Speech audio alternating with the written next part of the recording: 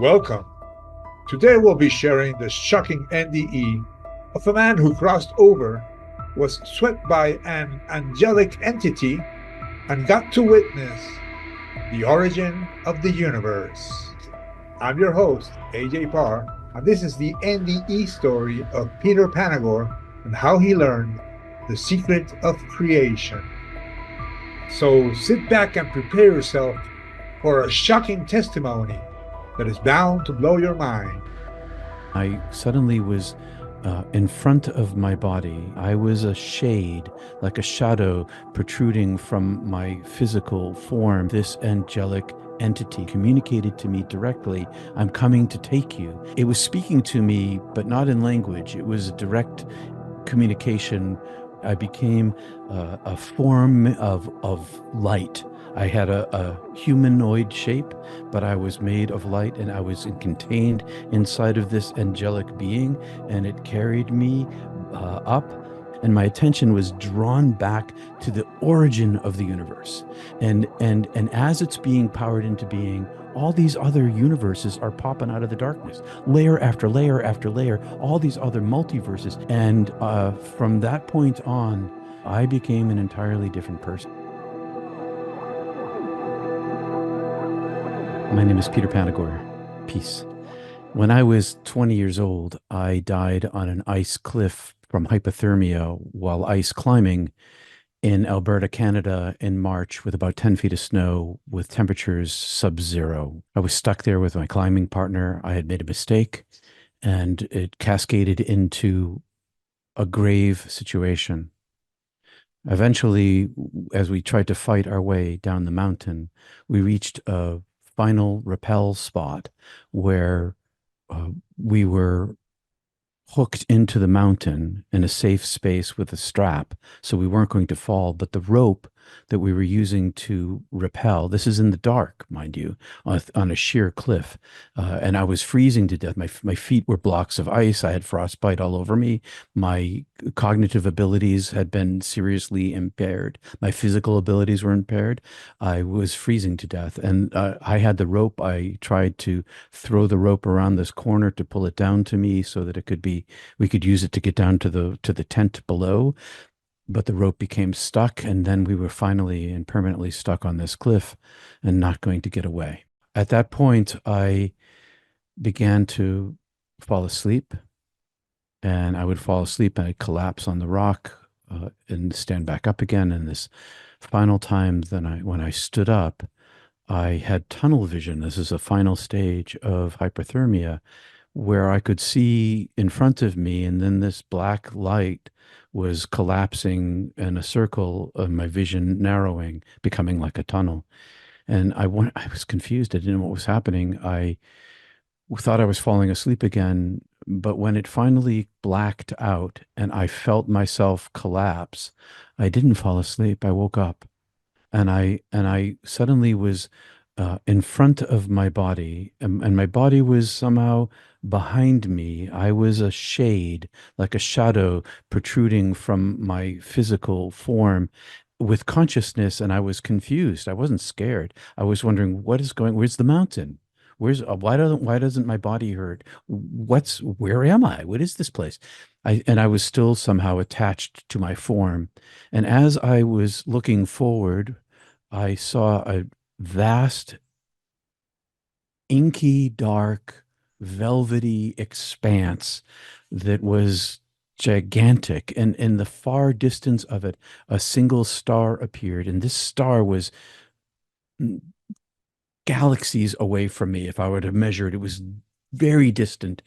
But as soon as it appeared, it rushed toward me and filled this darkness with itself and communicated to me directly, "I'm coming to take you." And in an instant, it went from far away to present to me. And it was speaking to me, but not in language. It was direct communication. And it said, "You're coming with me." And I said, "I don't know what's going on, but I'm not going anywhere. I'm trying to figure out what's happening here." And it just scooped me up like an ice cream scoop out of a bowl of it, scooped me right up. And then I was enfolded inside of it and carried back in the direction it had come. in my younger life, I'd had other encounters with this angelic entity, this consciousness. From my childhood, it had been coming to collect me and to show me these out of body mystical experiences of divine messaging for me. And in every one of those, I remained connected to my body. But in this instance, in an instant, my silver cord was severed and I was no longer connected to my body. I became a form of light. I had a humanoid shape, but I was made of light and I was contained inside of this angelic being, and it carried me up or away from myself toward the place where it had been. And as it carried me, it was speaking love to me and compassion and comfort and well-being. And I was not frightened. I was in a bliss state, and I understood that this angelic being was a reduction somehow of this much vaster consciousness. It was somehow speaking through this angelic being to me, but it was bilocated. It was here in a more limited form with me and much vaster away from me. And as I'm traveling up, I had two points of view. I was in two places. I was inside this angelic being as a being of light, capable of seeing through its transparency, but I was also outside of this angelic being, seeing the angelic being and myself inside of it from a God point of view. But when I looked with my light body, I couldn't see the eye, but I could see myself looking from inside my light being. I was simultaneously this light being and this eye seeing myself, and I was carried up. And then there was this barrier, and this barrier, there was this unfolding opening where I was popped out of this angelic being, or the angelic consciousness became this universe-sized vast emptiness of no thingness. And I was in the space of no thingness where I was no thing and there was no time, but I was now a contained consciousness, gigantic in proportion to my human self. And I knew that this eternal nature of my own being had always been me, and that when I was incarnated in my human body, I had not been the fullness of me. And I could see in every direction at once, and I was content, and all my pain was gone, and I was unafraid. And then I had this series of experiences. The first thing that happened was I could see in every direction, and I could see almost to infinity, and my vision was that good. But there was a barrier to my vision. Beyond this, at the edge of infinity, there was a deeper darkness that I could not see within. And I knew that it was eternity itself, and that I was in some kind of also created order, that I was also part of a created order, even though I had no molecules or cells or a brain to think. Myself was this unity. My thinking was my being, was myself, was my sensing. There was no separation between these. So I could, as I saw, so I was. And so I saw this light emerge from this darkness, like pour out like a waterfall, and it was the most uh, beautiful, attractive, desirous light I'd ever seen, and I wanted it. And as soon as I wanted it, my thought became action, and I was at the edge of it, and it was gigantic compared to me, and it had this flow to it. And as it flowed, it was white light, but it was also all these little tiny pixelations of all these different electromagnetic spectrums of infrared and ultraviolet and visible light, and so much more. And they were all entangled with each other. And it wasn't flipping from white light to these billions of lights. It was them both at the same time. And so it had this themness, manyness to it, and this oneness to it at the same time.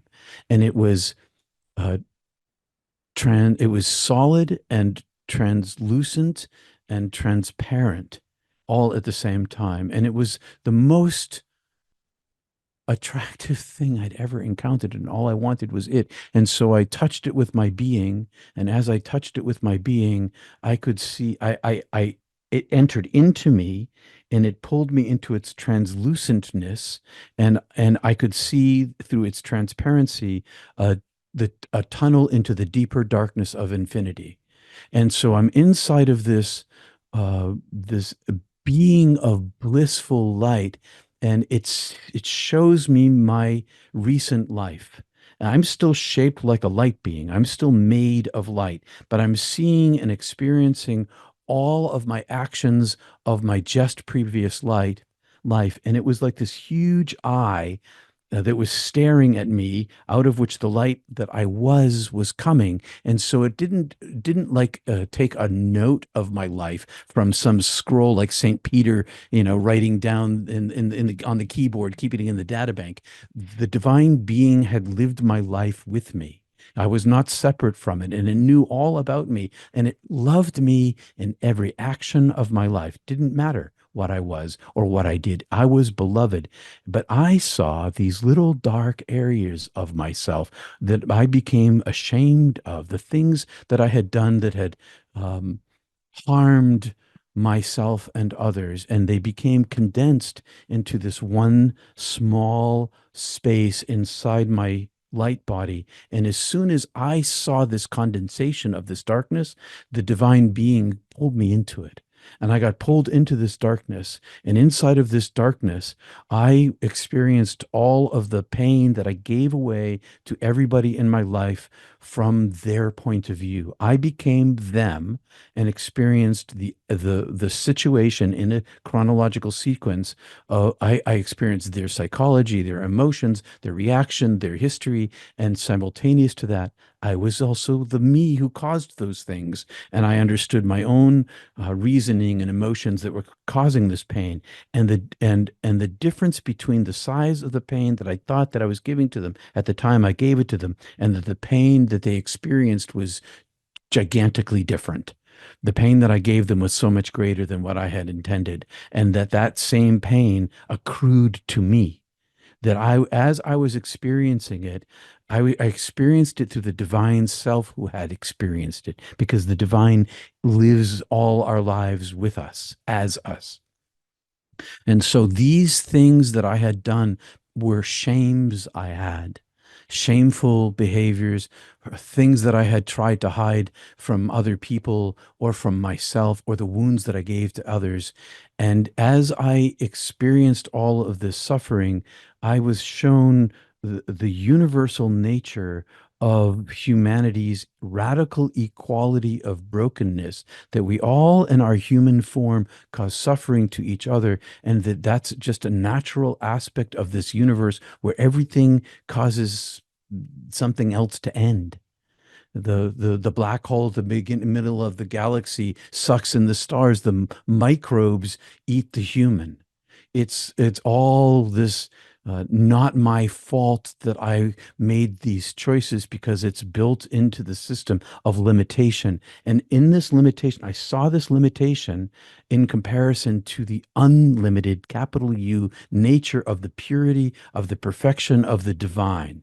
And this comparison was speaking to me the whole time, saying, I love you, I forgive you, I have always loved you. This is, and as I listened to the voice with had no sound, that had no sound, speak to my soul with this belovedness, all of the love that I had gathered in my life, and all of the love that had been given away in my life, became like this ear lens through which I could hear the divine voice speaking to me. And I accepted the light and abandoned myself. And in the abandonment of my pain, by the acceptance of the light, I became expansive, and beauty, love, joy, truth, knowledge, understanding, bliss, paradise, adoration, awe, uh, uh, all of the beautiful aspects of the divine being, all one thing, all expanding me, until I reached this level of almost bursting, breaking back into the infinite darkness itself, out of which all creation comes, including the light, including myself. And I reached this edge, and in this edge, I became other parts of my soul self. I experienced myself as like a single photon, and I'm a single photon entangled with all of the other photons of the divine consciousness. I am one of the photons of the divine consciousness. They are all separate and all entangled as one together. And the field was vast. I just infinitely unending in every direction, except for where I was. Where I was on the edge of it, and on this edge of it, I was still in this vast heaven, this darkness of this no thingness. But this level of me was in unity of with all of the other lights. I knew myself as a as light itself. And as I knew myself as light itself, I saw and experienced the emergence of a lower level part of me that had been in existence everlastingly. Emerging from the greater darkness was the incarnating part of me. There's this part of me that was being called, this part of me that was photonic, was somehow it wasn't separate. It wasn't, I experienced this other part of me being called into being. And this lower part of me was sort of spoken into being with a name, but this name wasn't human. And I can't say it, but it's the soul name that still carries with me now. And there was this like a long baguette. I love to use the baguette idea, where the beginning of the baguette, this dark tunnel of myself, had no olives in it. There were no lives in it. I was just in existence. And then there were all these olives in this baguette where I had lived all these other lives. And inside of all of these other lives, my soul was living then. I was in all of these worlds as I watched from my photonic self, and I could see that my everlasting soul was a lower level of me. It was me, but a lower level of me, and that I was this higher being self, and that all of these lives had a sequence to them, and that they were still happening in timelessness. And so I wanted to know what I was looking at. And as I was looking at it, I was swept down into two lives. And so way back in the baguette, after this long period where there was no lives, in this period where there was lives, I got swept into a human life. And in this human life, I entered into this guy's body. I'm in this guy's body, and I can see that I look down at my feet. I'm walking I got sandals, and I'm walking in dusty feet on a dusty road, and there are palm trees and low houses, and I'm walking with a bunch of guys, and we're all having this conversation, and I understand the language, and it's a spiritual conversation that we're having. And I'm kind of in the front, and I see like a donkey and a cart and people doing stuff, and I hear my name mentioned, and a question asked. And as I turn to look at them, I can see them. As I begin to answer in this other language, which I knew, as I began to speak, I was pulled out again. And then I was brought into another life, a much previous life, where I was some kind of lizardy thing, animal, whether on Earth or somewhere else, I don't know. But I had this strong sense that I had a minimalist brain, and that I was in the shadows in the foliage, that the world through which the eyes through which I could see the world was entirely different, different light, different shapes. And I knew that I was in danger, that I had to stay perfectly still. I was prey in a world of predator. And then I was pulled out. And then I was sort of brought up to the head of the line, the life I had just lived, and I was condensed back down to a self where I could remember my just previous life. And I started thinking about my parents. Part of my story is that my sister had run away when I was 14, had vanished from our lives. There was an ongoing decades of mourning and self-blame from my mom and my family, and it was tragic, and there was nervous breakdown, and I was in Montana out west escaping this, but I could sense my parents suffering. And I said to the voice whose presence is everything and inside of me, and I say, what about my folks? The voice is speaking to me. The voice is saying to me, come to me, stay with me, paradise, bliss, healing, wholeness, wellness, time to come home. Uh, and I was like, well, what about my folks?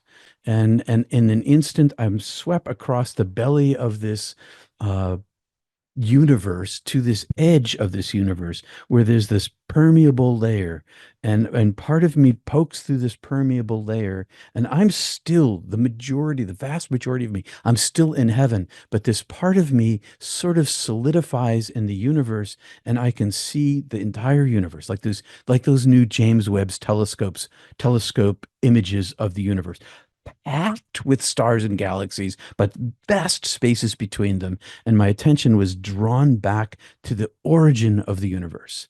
And I can see the infinite greater darkness into which I cannot see into, but out of this infinite darkness, it's being our universe is being spoken into being. And out of the darkness, this light is pouring, and it's weaving itself into our universe so that the light is hidden inside all there is, and it is inside everything that there is. And out of this, and it's being all powered into being continually. And as it's being powered into being, all these other universes are popping out of the darkness, layer after layer after layer, all these other multiverses, and it's this continual process of creation. And as I am seeing the vastness of all of its creations and hearing its voice calling all this into being, it speaks to me directly and says that the size of myself is it shows me, and I experience this unconditional infinite love that is all that there is, and it is aimed at me and speaks inside of me as most beloved as all is. And I'm expanded in the size of this unconditional love that has ruled my life since then. And as I'm expanded in this space of unconditional love, I understand that all is beloved, and my vision is brought down to earth, and earth is like this hologram, and I can see at the time 7 billion living people on it. It's real time for me. I'm looking at the planet, but I'm seeing through it so I can see everybody all at the same time, and everybody's doing their human thing. It's real lives, real people living real lives. And in their center of every single one is this golden fleck of light that is brilliant, but there's this foam over everybody, in between everybody. And nobody can see the light that I see inside them, which isn't just in the human beings, it's in all things that are. And as I look, I I went down, I took a trip down, I went and saw it up close and in a person, and then I got pulled back out again, and then I saw my parents' faces. And I saw my mom and my dad, and my mom and my dad, two sets. And in each one of their sets of faces, I could see and experience all of their life, of their suffering from their birth up until then. And then they were in these parallel tracks. One was the track of me going back, and one was the track of me not going back. And in both tracks, there was this immense amount of suffering. But in the track of me not going back, it was 100-fold worse. And I saw their endings. I saw their endings, and in their end, they became like me. In this, I was a bit piece of paradise, a glowing light of belovedness. And I saw that in an instant that they would be with me as me. But I also saw that my return to them would alleviate this 100-fold experience of suffering that they would never know, because I came back, and because I understood the length of my human life, of all my lives, was a snap of a finger. I thought to myself, oh, I can do that. I can go back and help them. And I said, if I go back, and then meanwhile, the voice is like, you got a choice here, but I would love you to be here. Come to me, because of timelessness, because of the eternal nature. It didn't matter really in the long run of the divine being, whether I went or I stayed. It mattered to my parents. And so it mattered to me. And I said, if I go back, can I come back here And the voice said, yes, if you go back, you can come back to me, to this utter unconditional belovedness that I have for all creation and for all human beings, and wherein nothing is lost. No one is lost. All are made of the divine goodness, and everything unfolds back to me. So all suffering ends, all goodness prevails, and so all will be well with your parents. Come and stay with me, but you have a choice. And I said, well, if I go back, can I come back here? It says, yes, you can come back here. All of this is telepathic, non-linguistic. It's directly to direct data download to myself, and vice versa. And as soon as I said, I choose to live my life, it said, you won't live your life. And it threw me out. And as I got thrown out and I got encased inside this angelic being, again, another portion of the divine. And as I'm being carried out, I'm sort of being densified. If I can make up a word, I'm becoming more dense. And I could look back and see the darkness, the edge of of heaven, and I was in this void in between them. I was outside of heaven, but I was in this created space that wasn't Earth, another dimension. And out of the greater darkness, this huge white beam of light was like a laser. And it went by me, and as I looked, I was like, whoa. And as I looked forward, it radiated out from a core into all of these like flower petal doorways. And all of these flower petal doorways were lives I could live that all led back on a single stem to the root of my body. And that in the center of all of these, a million doorways of choices, anything I could think would be my life. But in the middle of it was this intensity of light, and that light was intense on the edges and then gradually depleted to the very edge where there was like a trim of light. And the voice around me from heaven, inside of me, surrounding me, said, choose light, choose life. And I made all these. I wanted the light. I wanted the light because the light was all there was, but I wanted humanness. And so I made all of these. I made a series of instantaneous choices, which I'm living out now. And into this door I went, and when I went down this tunnel, uh, all of the tunnel was lined with all these other doors, and I knew that all of the other doorways had tunnels that were lined with other doors, and they all led to each other. And that they were all these choices that I could make in my life, and there was this huge field of probability. I had chosen one path of probability from this field of probability, but my path was still connected to this other field of potentialities of my life by the choices I would make. And then I was at the end of the tunnel, being carried by this angelic being who also took on more form the closer we got to the body, and it became sort of shaped as a light body, and I could see the world come into focus, and there was a body on a cliff with someone bending over, and it kind of, I was far away and we zoomed in and I'm up close, and without hesitation this this angelic being pierces this body and sort of opens me up, or sticks me in with like a cork, screws me inside, and I'm stuffed inside this containment unit with this, that where suffering becomes reality for me, because when I was dead I was healing and wholeness and wellness and no suffering whatsoever, and now I'm being shoved, reduced and made mud and condensed and shoved inside this thing, and it was felt like torture to me. And I could still see through this slit, and I could see the angelic being, the light of the divine was giving me this bliss. And then the space closed, and I'm inside this body, and I'm sort of trapped in this thing.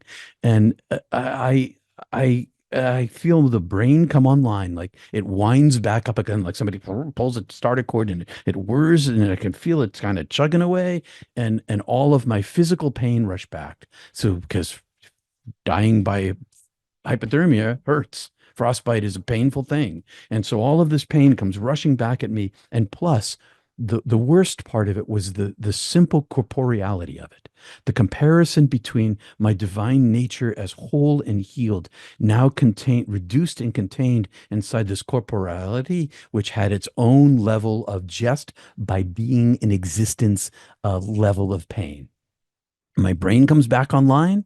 I start to hear, I start to feel my body, and my body's kind of moving, and I hear this voice, and it resolves into language, because at first it wasn't, it was just noise. And then it's crying and yelling, and it's my climbing partner Tim, who's shaking my body, leaning up close, like as close as I am to the mic, to my face.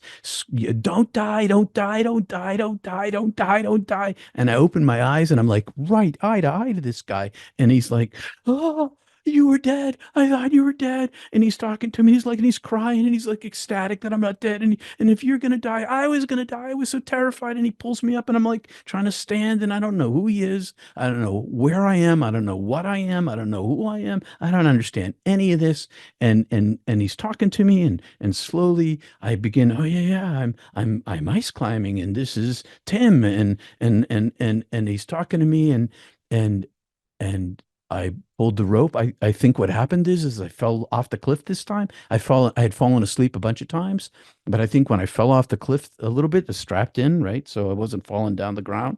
I think I must have jerked the rope free, because I stood up and he told me to pull the rope, and I pulled the rope, and the rope came free like a miracle in an instant. And we descended, and we went to our tent, and we self-treated for hypothermia.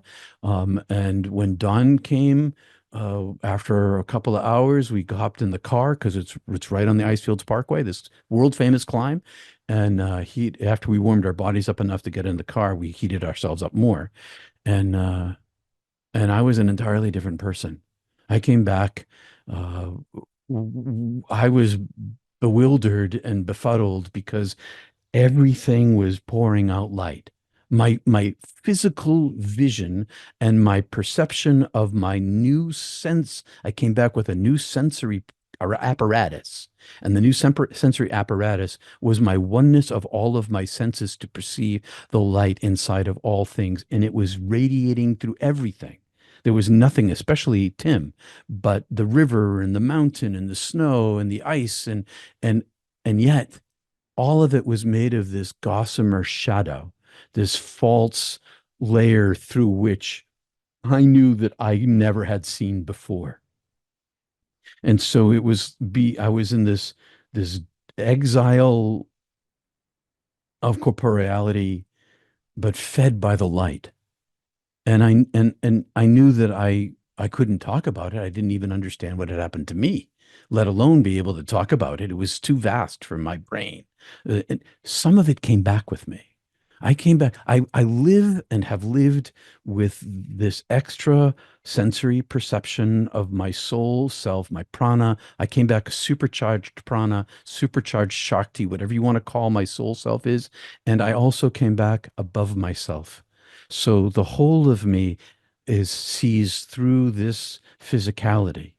And so I'm always living in these two places, and I live my future just before it happens pretty frequently, most of my life. And so I was sort of dislocated in time from the moment I came back. Tim and we had spent the previous week snow caving in British Columbia. This was in Alberta. We were snow caving in British Columbia.